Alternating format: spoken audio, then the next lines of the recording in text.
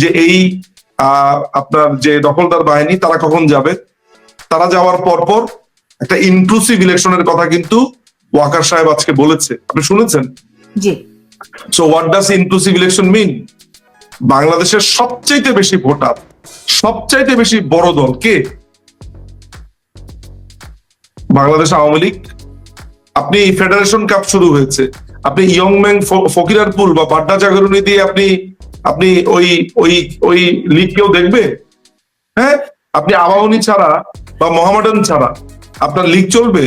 তা আমি যদি মোহামেডান ধরি বিএনপি কে, তা আবাহনী ছাড়া চলবে? মানুষ কি আপনার বাড্ডা জাগরণী খেলা দেখতে আসবে, নাকি মুকসিদপুর একাদশ খেলা দেখতে আসবে? সুতরাং বাংলাদেশ আওয়ামী লীগ হচ্ছে একটা বৃহৎ রাজনৈতিক দল, তাকে ছাড়া যা কিছু করা হবে সবই পাবলিকের কাছে দেশের টাকা নষ্ট। That's it. তো এখন শেষ প্রশ্ন করি, আমি শেষ করব, সেটি হচ্ছে গিয়ে ধরেন ইনক্লুসিভ ইলেকশনের কথা সেনাপ্রধান বলেছেন, কিন্তু তার আগে যে এতগুলি আশঙ্কার কথা আপনি একটা পার্সপেক্টিভ দেওয়ার চেষ্টা করেছেন, সেনাপ্রধানের কথা শুনে অনেকে কিন্তু নড়ে চড়ে বসেছে। সেখান থেকে ডিসেম্বরের মধ্যে কি নির্বাচন হওয়া সম্ভব? সেখানে এই যে নতুন আপনি যাদেরকে টোকাই কিংবা আপনি যাদেরকে ওই যে বাড্ডা জাগরণী বলছেন, এই নতুন রাজনৈতিক দল কিংবা তারা কি কিংস পার্টি হয়ে উঠতে পারবে? শোনেন, আমি আপনাকে কিছু কথা বলি, সেটা হচ্ছে মিস্টার গ্র্যান্টি বিচ মনে হয় লোকটার নাম, সে ছিল আপনার ট্রাম্পের অত্যন্ত কাছের একজন ব্যবসায়ী, বাংলাদেশে কদিন আগে এসেছিল। ইউনুস তার সাথে দেখা করতে গেছে দুবাইতে। ইলন মাস্কের যে খুব কাছের কয়েকজন ব্যবসায়ী, তাদের সাথেও সে যোগাযোগ করেছে। ইলন মাস্কের সাথে নানান ভাবে যোগাযোগ করবার ট্রাই করা হচ্ছে। আপনি কি জানেন যে সেখানে একটা বড় ধরনের লবি, ইউনুসের যে লবিং ফার্ম গুলো কাজ করে, লামিয়া মোর্শেদ, ইউনুসের যে আপনার ফরেন ম্যাটার গুলো দেখে, এই লামিয়া মোর্শেদের কার সাথে যায়, কি করে, কোথায় ইমেল দেয়, আমাদের কাছে অনেক তথ্য তো আসে। একটা বড় লবিং কি জানেন? ইলেকশনটা কি কোনোভাবে 2026-এর শেষে নেওয়া যায় কিনা বা 27-এ নেওয়া যায় কিনা, এখনো সেই চেষ্টাটা করছে। তো তারা এখন জানুয়ারির কথা বলে আবার বলছে একটু এদিক সেদিক হতে পারে। যেমন ওয়াকারও কিন্তু বলছে যে সে 18 মাসের কথা বলেছে, অর্থাৎ এই বছরের ডিসেম্বরে এইটা তারা করতে পারবে বলে আমার মনে হয় না। কেন? এই যে কেন, এই যে ইউনুসের লবিং, এই চেষ্টা সেই চেষ্টা, এটা কেন? এর কারণ হচ্ছে এই যে টোকাইদের যে পার্টিটা, এই পার্টিটার একটা ভিত্তি তারা করতে চায়। যেমন ধরেন অনেকগুলো কমিটি দেওয়া, এই বাড্ডা জাগরণী এরা আপনার বিভিন্ন জেলায়, উপজেলায়, থানায়, মহকুমায়, গ্রামে, হ্যাঁ, এই এরা আপনার এই বাড্ডা জাগরণী যেটা করবে সেটা হচ্ছে যে কমিটিগুলো দিতে চায়। কমিটিগুলো দিয়ে তারা একদম উঠান বৈঠক পর্যন্ত চলে যাবে। তারা মনে করেছে কি, ওই যে আপনার হিন্দি সিনেমাতে দেখায় না, একটা সিনেমা দেখাচ্ছিল স্টুডেন্টরা দল বানায়, তারা জিতে আসে, আবার আম আদমি পার্টিকে দেখেছে। এরা একটা ফ্যান্টাসির জগতে আছে। এরা এখনো তাদের, ওইটা না বলি তো, যেটা হয়েছে যে এরা তো এখনো বাচ্চা ছেলে পেলে, এদের সাথে আর্মি না থাকলে এদের যে কি হবে। ছাত্রদলই তো যথেষ্ট, ছাত্রদলই তো দেখেন না, এদেরকে অলরেডি শো দিয়ে শেষ করে দিয়েছে একদিনের মধ্যে। সুতরাং এদের তো পেছনের শক্তি, ওয়াকারকে এখন কিছু করুক, ওয়াকারকে গিয়ে ওই যে হাসনাত আয় রাজুতে আয় বলুক, দেখি বলুক আয় রাজুতে আয়, এটা বলে না কেন এখন? তো আলটিমেটলি কথা, হ্যাঁ এটা বলতে পারে ওদের যে QMG quartermaster general Faizul, সে যদি এখন লেলিয়ে দেয়, সে তো একটা সুযোগ পেয়েছে, ফয়জুলের নেতৃত্বে আর একটা কুয়ের চেষ্টা হতে পারে বলে আমার ধারণা। সুতরাং এরা একেবারে গ্রাম পর্যায়ে কমিটি দেওয়ার চেষ্টা করছে। সো এই সময় একটা সময় দরকার। একটা রাজনৈতিক দল গড়া তো সহজ কথা না। ধরা যাক আপনি কমিটি দিলেন, অমুককে আহ্বায়ক করে কমিটি বানানোর জন্য ঘোষণা দিলেন, আপনি দিয়ে দিলেন, তো কমিটি দিলেই ভোট হলো। ভোট দিবে কি ওদেরকে? বাংলাদেশের মানুষ আবাহনী মোহামেডান ছাড়া কারো খেলা দেখতে যাবে? সুতরাং বিএনপি আওয়ামী লীগ ছাড়া কেউ ভোট দিবে? ওরা সমাজ বাস্তবতাই বোঝে। ওই বন্দোবস্ত, তাশরিফ রেখেছেন, তারপরে বুর্জোয়া, প্রলেতারিয়েত, এইসব শব্দ দিয়ে বন্দোবস্তটা ভালো হয়েছিল। এইসব বন্দোবস্ত আর বাড্ডা জাগরণী, বন্দোবস্ত বাড্ডা জাগরণীর বন্দোবস্ত দিয়ে ভোট হবে না। কিন্তু হ্যাঁ। একথাও তো সত্য, কিন্তু একথাও তো সত্য, আওয়ামী লীগ বিএনপির জাতাকলে মানুষ পিষ্ট হয়েছে। এই দলগুলোর নিজেদের কি বলে আত্মোপলব্ধি, এগুলি যদি না আসে, মানুষকে তো ওই বাড্ডা জাগরণের দিকে। আচ্ছা সুলতানা আপা এদের জাতাকলে পিষ্ট হয়েছে, এরা কিছু করে নাই দেশের জন্য? অনেক করেছে, কিন্তু আরো অনেক কিছু করতে পারতো, অনেক কিছু করে নাই তারা, এটাও সত্য। না এইটা বলেন না, এই যে আমরা বলি এই যে আমরা কিন্তু বিরাজনীতিকরণ করি, এই যে আমরা কথাটা বললাম, না, আমরা বিরাজনীতিকরণ করি না। না এই যে আমি বলি কিভাবে করেছেন, এই যে একটা দেখেন এই জিনিসটা একটু মনে হয় আপনি লক্ষ্য করেন। আজকে যদি আপনার একটা ভিডিও ধরেন, আমি যখন কোন একটা প্রোগ্রামে আসি, আমি জানি যে জেনজিদের অনেকেই দেখে, শোনার জন্য দেখে, বসার জন্য দেখে, তারা আসে কি বলি, ওরা কিন্তু একটা ভাইব পাবে সব রাজনৈতিক দলই খারাপ, আমরা কিন্তু ওই ভাইবটাই দিচ্ছি। ওরা তো ভাই ভালো কাজও করেছে। না না না না না না, ওটা না। এই দেশটাকে স্বাধীন করা কে করেছে? রাজনীতিবিদরা। এই দেশের খুন করেছে কারা? এই দেশের সমস্ত খুন খারাপি করেছে সেনাবাহিনী। শুনুন ভাই, শুনুন, সেটা হচ্ছে যে জন্ম থেকে মৃত্যু পর্যন্ত মানুষকে রাজনীতির মধ্যে দিয়ে যাইতে হয়, এর কোনো বিকল্প নাই। এবং রাজনীতিতে অনেক রকম লুফলস থাকে, সেই লুফলস গুলো প্রতিনিয়ত আমাদেরকে মানে রেকটিফাই করে আগাইতে হয়। ধরেন আমি আছি আমেরিকায়, আপনি আছেন ইংল্যান্ডে, কত পুরনো তাদের দেশ, রাইট? এই আমেরিকারই 250 বছরের গণতন্ত্র, তারপরে কত কেওয়াটিক অবস্থা, তাই না? তারপর রিপাবলিকান পার্টি, ডেমোক্রেটিক পার্টি, মার কাট আমাদের দেশে যেমন আওয়ামী লীগ বিএনপি, এদেরও তো এখানে আওয়ামী লীগ বিএনপি, যেমন আপনার দেশে লেবার পার্টি, আর এরা একই তো, রাইট? তো তার মধ্যেও মানুষ একটা মানে মানুষ নিজেদেরকে উন্নয়নের দিকে এগিয়ে নিয়ে যায়। বাংলাদেশে যতটুকু উন্নয়ন হয়েছে নিঃসন্দেহে রাজনীতির হাত ধরে হয়েছে, কোনো সন্দেহ নেই। ধরেন 75-এর পরে 91 পর্যন্ত বাংলাদেশকে স্থবির করে রাখা হয়েছে।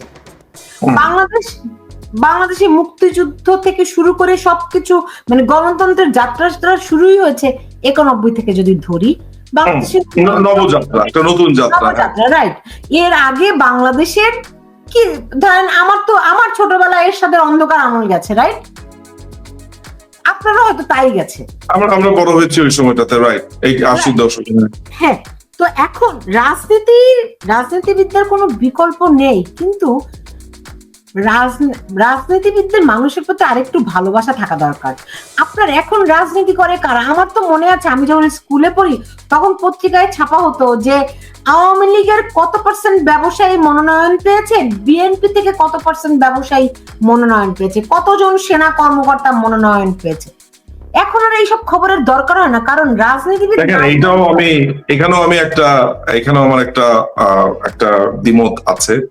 আচ্ছা, দ্বিমত আপনি বলেন, কিন্তু এটাই তো সত্যি কথা যে রাজনীতি, ওই যে জিয়াউর রহমান বলেছিলেন না যে একজন সেনাবাহিনীর অবসরপ্রাপ্ত কর্মকর্তা, পলিটিশিয়ানস না একজন, এটা ঠিক যে একজন সেনাবাহিনীর কর্মকর্তা যদি রাজনীতি করতে চান, করতে তো পারেন। একজন ব্যবসায়ী, কিন্তু অপরাধ আমরা যেটাকে বলি, আমরা যে ট্র্যাপে পড়ে গেছি আসলে, যে ব্যবসায়ীরা রাজনীতিকে তাদের ব্যবসায়ের একটা টুলস হিসেবে ব্যবহার করেছেন, সেটা অপরাধ। তো ব্যবসায়ী রাজনীতিতে আসা অপরাধ না? না, অপরাধ। দেখুন কেন রাজনীতি একটা পেশা, এটা আজকের দিনের পেশা না। রাজনীতি করাটাই একটি পেশা, এটা ঐতিহাসিক ভাবে পেশা।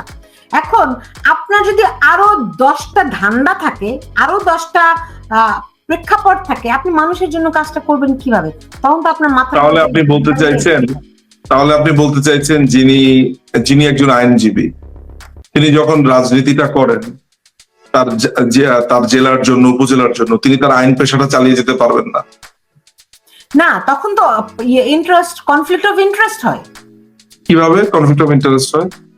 অবশ্যই কনফ্লিক্ট হবে। আপনি যদি আপনার জনগণের জন্য কাজ করতে যান এবং এট দ্য সেম টাইম আপনি আপনার একজন ক্লায়েন্ট, আপনি বাংলাদেশের আইনে, তখন অবশ্যই এটা কনফ্লিক্ট হবে। বাংলাদেশের আইনে কোথাও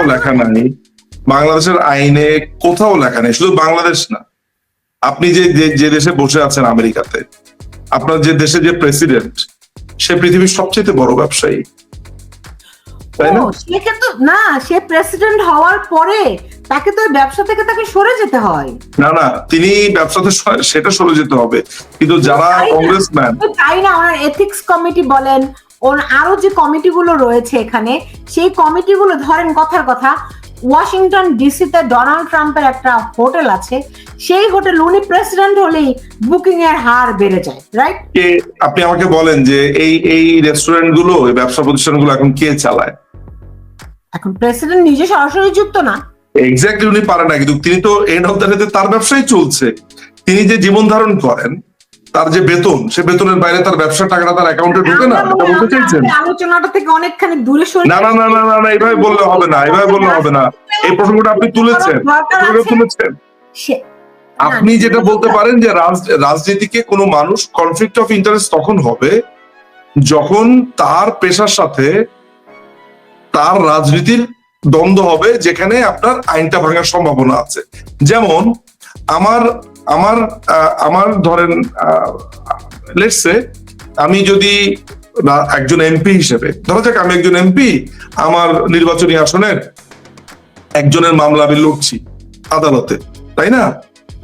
আমি যদি ধরেন এই এমপিত্বের প্রভাবটা খাটাই ওই আদালতের মধ্যে, তাই না, তখন সেটা অন্যায় হবে।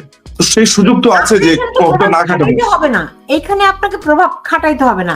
আপনি একজন এমপি, যখন আপনি কোর্টের বারান্দায় হাঁটবেন, ওইটারই একটা মনস্তাত্ত্বিক প্রভাব সবখানে। তাহলে আমার চেম্বার থেকে, ঠিক আছে না, ঠিক আছে, প্রভাবটা না, এই প্রভাবটা এই মনস্তাত্ত্বিক বলছেন তো। ধরা যাক আমার চেম্বার থেকে একটা মামলা গেল, আমি 5 বছর ধরেন আমি কোনো ধরনের মামলা মোকদ্দমা লড়লাম না, তাই তো? কিন্তু আমার ধরেন লেটস সে আমার চেম্বার থেকে একটা মামলা গেল, তো বিচারপতি তো জানবেন যেটা এমপি সাহেবের চেম্বারের মামলা, সেটার প্রভাব হবে না, মানে ওই একই সূত্রে। তার মানে হচ্ছে না, তার মানে হচ্ছে যে না, তাহলে সেটার গোড়াটা হচ্ছে যে আপনি বিচার বিভাগকে এমন একটা অবস্থায় আনতে হবে, এত ইন্ডিপেন্ডেন্ট বানাতে হবে যে এমপি আসলো না প্রধানমন্ত্রী আসলো ওরা সেটা কেয়ার করবে না, আপনি ওইভাবে ইন্ডিপেন্ডেন্ট বানাতে হবে। তার মানে আমরা গোড়াতে হাত দিচ্ছি না। এই একটা সাজানো গোছানো রাষ্ট্রকে তারা দখল করে, এই আপনার জঙ্গি সেনাবাহিনীর মাধ্যমে দখল করে তারা দেশটাকে একটা নরক বানিয়ে ফেলেছে, একটা দোজক তারা বানিয়ে ফেলেছে। হ্যাঁ, বাংলাদেশের মানুষরা ফোন করলেই বলে যে ভাইরে বাইর হবো না, বাইর হলে যদি মানে স্বর্ণের চেইন পরে বের হয় না, আংটি পরে বের হয় না, একটা ঘড়ি পরে বের হয় না, 500 টাকা দামের একটা ঘড়ি পরে বের হয় না, ওয়ালেটে তার যদি এখান থেকে, আমি এক লোকের সাথে কথা বলছি, তার যদি ধরেন নিউ মার্কেটে যেতে আসতে লাগে হচ্ছে 500 টাকা, সে খুব বড় জোর 1000 টাকা নিয়ে বের হয়।